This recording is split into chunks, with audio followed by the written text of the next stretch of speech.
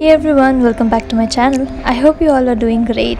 So today in this video I'm going to show you how to make easy pancakes, and this recipe is very easy, and if you do the measurements correctly your pancakes will come out fluffy and good in taste. So do the measurements correctly and don't miss out any of the ingredients. This recipe calls for less ingredients, and I hope everybody has those ingredients at home and you can make it for your breakfast, or if you want to have it like a snack.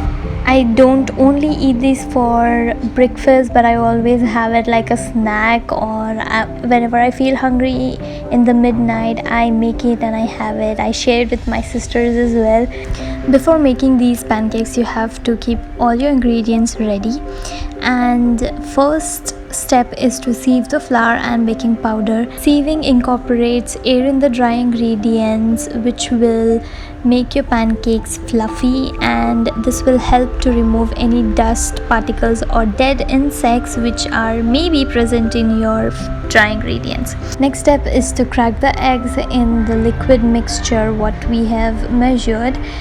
You have to keep in mind that you don't have to forget to put eggs in your batter, because eggs plays a crucial role in giving taste and texture, so eggs are important. And the next thing you have to do is take your sieved flour and baking powder, add it in 2 batches and mix well. Remember, you have to mix it until it's well combined, and do not over mix it because it can lead to a rubbery pancake which we don't want. So the consistency of the mixture should be this liquidy, not too runny, not too thick. It should be like this. The batter is ready. Now we can start making our pancakes. For that you need to heat the pan on high flame and put the flame down to low so that it doesn't burn, and add your half teaspoon of butter. If you don't prefer butter you can use oil or any other oil if you want, olive oil, coconut oil, whichever oil you prefer, and put 1/4 cup of the batter on top of the butter and let it cook. And you will have to let it cook for 2 to 3 minutes, not more than that. If you see bubbles like this on top, it's ready to be flipped. So flip your pancake very carefully. I flipped it and the batter came off, so just be careful while flipping, and the other side will take 30 seconds to cook, not more than that. Repeat the same process for the rest of the batter and your pancakes will be ready. Make sure the pan is not too hot because it will burn the bottom of the pancake and the inside of the pancake will still be raw, and nobody wants to eat a raw pancake. No.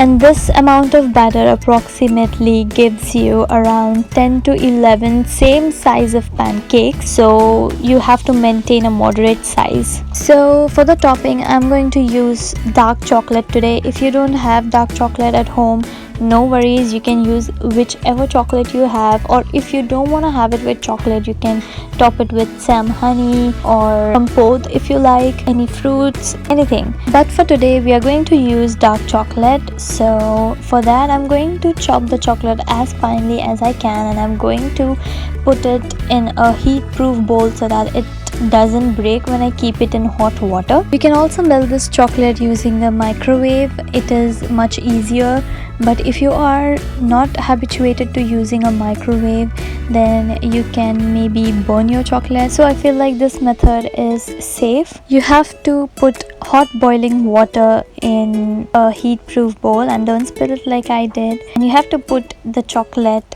bowl in the hot water, and you have to be careful that the hot water doesn't fall into the chocolate, because chocolate and water are enemies, they are not best friends. So you have to be careful while melting it, if not the chocolate will seize and it will not get back to normal. So you have to keep water away from the chocolate. As you can see now, the chocolate is melting very fast because we have chopped the chocolate as finely as we could, so it makes the melting process easier. And it also depends on the temperature of the water, how hot it is.